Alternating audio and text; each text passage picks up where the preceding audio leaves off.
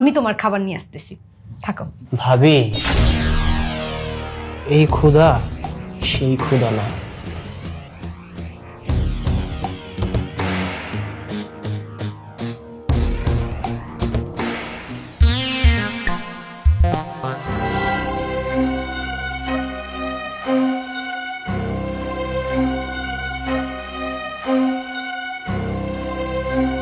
ব্যাপারটা পুরো এলোমেলো হয়ে যাচ্ছে।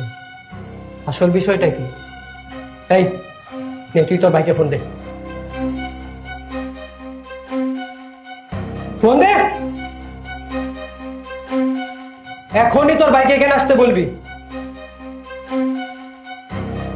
আলামিন, হ্যাঁ বলো ভাইয়া।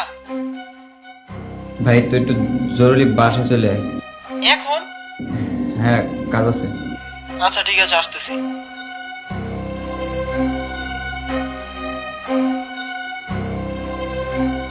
আসতে বলছে স্যার।